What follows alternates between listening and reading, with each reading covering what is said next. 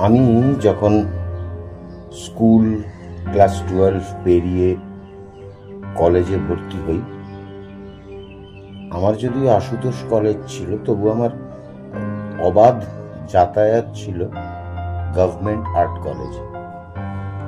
তার অন্যতম কারণ বা ঢুকে পড়ার সুযোগ, আড্ডা মারার সুযোগ, সান্নিধ্য পাওয়ার সুযোগ সবটাই ঘটেছিল আমার এক বন্ধু অভিক বিন্দুর জন্য। কারণ তার মামা ছিলেন চিন্তামণি কর। আশা করি প্রয়োজন নেই তিনি কে সেটা বলা। তো সেইখানে গিয়ে আমার আলাপ হয় এক দিদির সাথে।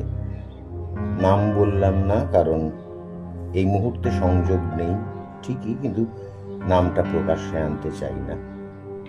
সেই দিদি সোনারপুর থেকে আসতেন এবং সেই সময় দিদি পেশা ছিল, উনি ওই গভর্নমেন্ট আর্ট কলেজের একজন নিয়মিত নুড মডেল ছিলেন।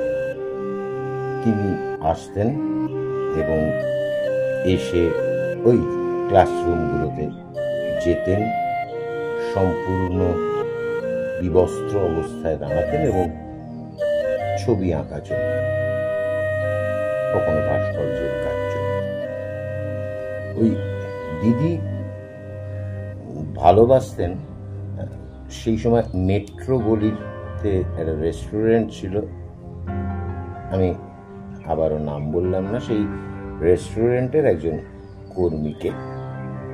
পরবর্তী সময়ে তাদের বিয়েও হয়।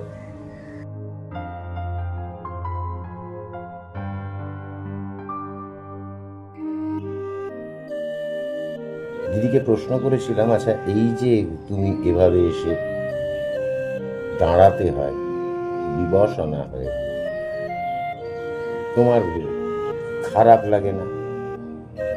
দিদি বলেছিলেন যে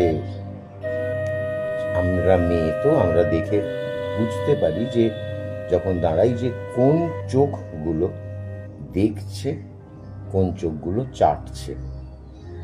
ফলে যখন আমাকে দেখে ওই পেন্সিলগুলো খসখস করে এগিয়ে যায়, তখন আমার মনে হয় না আমি কোনো ভুল করেছি বা ভুল করছি। ভুল পেশাটা বাধ্য হয়ে নিয়েছিলাম, কিন্তু এখন পেশার জন্য বিন্দুমাত্র আক্ষেপ আমার নেই। আমি প্রচুর আর্টিস্ট, নামকরা শিল্পীদের তালিকা নিয়েছিলেন, যাদের নিজেদের পার্সোনাল স্টুডিওতে দিদি যেতেন, সেক্ষেত্রে টাকা একটু বেশি পাওয়া যেত। তো বলেছিলাম যে বাড়িতে সমস্যা হয় না। তখন বলেছিলেন যে হ্যাঁ, গ্রামের দিকে থাকি তো গ্রাম একটু সমস্যা হয়। গ্রামে বলেছি আমি এই কলেজের 4th ক্লাস স্টাফ, তবে আমার বয়ফ্রেন্ড সব জানে। এই মানুষটা আমার মাথায় ছিল, এই দিদি আমার মাথায় ছিল।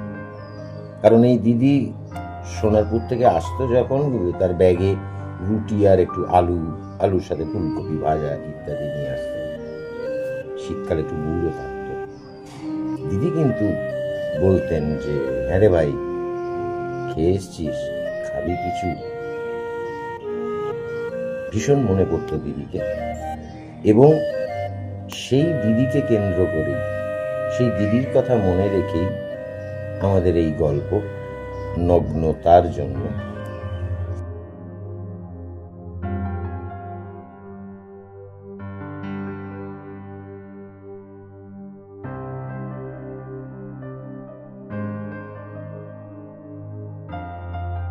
অনেক মানুষ দেখেছেন, আবার অনেকে দেখেননি।